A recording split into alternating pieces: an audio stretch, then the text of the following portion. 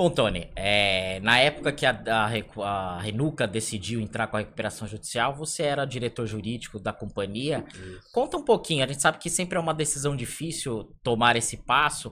Como que foi na época? Quais as razões que levaram a companhia a decidir pelo processo de recuperação judicial? Tá. Na realidade, revisitando esse assunto, realmente foi uma decisão muito difícil de ser tomada, né? Foi muito discutida à época.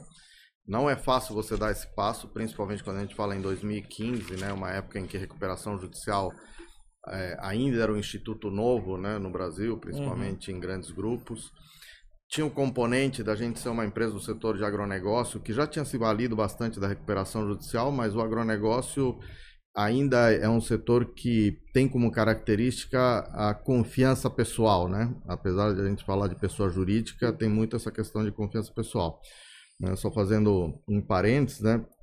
Eu fiz minha carreira em empresas, né? Vim em escritório há algum tempo atrás, e foi no agronegócio que eu vi que, assim, situações que eu não tinha visto em outras indústrias que eu trabalhei, né? Das pessoas assinarem contratos de milhões sem ler, sem advogado, né? De chegar e falar pro diretor agrícola, pô, tudo que nós combinamos está nesse contrato? Sim, está. Então tá bom, assinava.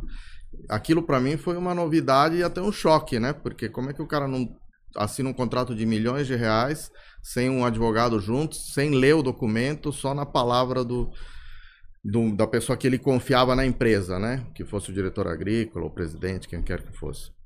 Então, isso também era um componente importante, né? A credibilidade, né? Porque, querendo ou não, na hora que você parte por uma recuperação judicial, é porque você não conseguiu cumprir com as suas obrigações contratuais. No frigir dos ovos é isso. Então, a decisão foi uma decisão difícil. Mas haviam razões para tomar essa decisão, né? Primeiro, dando um passo para trás, a empresa tinha buscado aumentar sua capacidade instalada em 2008 significativamente com a construção de uma nova usina, né? Foi um momento em que o Brasil vivia um acesso a crédito facilitado, né? A economia ia muito bem. Havia uma expectativa do Brasil exportar etanol para os Estados Unidos, né? Porque os Estados Unidos começou nessa produção forte de etanol de milho, maior frota do mundo, maior economia do mundo. Então o Brasil acreditou que poderia parte da sua produção de etanol ser destinada a esse mercado. E aí o acesso ao crédito facilitado, a Renuca, como muitas outras empresas do setor, recorreram a crédito bancário. E ela construiu uma nova usina, uma usina muito moderna, que praticamente dobrava a capacidade instalada da empresa. Só que o endividamento era significativo, por óbvio, né? E o mercado acabou vamos dizer assim, não acabou confirmando essa expectativa, né?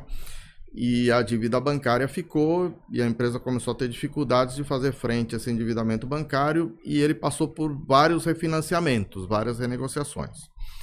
Até que num dado momento, em 2015, né, aliado a outros fatores, né, além da alavancagem bancária que a empresa tinha que fazer frente, ela enfrentou problemas climáticos, né, que no agronegócio a gente lida com um ser vivo, né, então choveu quando não devia chover, que era na época da colheita, não choveu quando devia chover, que era na época do plantio, do crescimento da planta. Isso afetou a produtividade do setor. Ela enfrentou problemas mercadológicos, porque o açúcar caiu de preço no mercado mundial. O etanol também está muito atrelado ao seu principal competidor, que é a gasolina, né? Então, a gasolina, por políticas de governo, teve seu preço represado naquele momento. Verdade. E o etanol, então, perdeu lucratividade, porque o custo continua o mesmo, só que você não consegue vender o produto muito longe do preço da gasolina, né? Tem aquela equação do 70-30, né? Que todo mundo conhece. Exato. E aí a empresa enfrentou também esse problema mercadológico de preço dos seus principais produtos, principais commodities, caindo no mercado nacional e internacional. Essa tormenta de vários fatores levou a empresa a ter que tomar uma decisão na hora de uma nova renegociação do endividamento bancário. Eu vou conseguir cumprir essa renegociação ou não vou conseguir cumprir essa renegociação? Não, nessas condições não consigo cumprir. E aí nós partimos para uma negociação mais agressiva junto aos bancos, no sentido de ter um refinanciamento que fosse exequível. E sem fazer qualquer crítica aos bancos, porque cada um tem que defender seus interesses, né? Os bancos também não quiseram aceitar as condições que a empresa colocou na mesa, porque abriria um precedente para outras renegociações, né? Sabemos como é isso. Exatamente. Então, aí eu acho que a decisão foi, pô, eu, empresa, não vou adiante, porque eu não vou assinar um documento que eu não vou conseguir cumprir, né? Mais um, que me obriga a um novo refinanciamento, uma nova renegociação.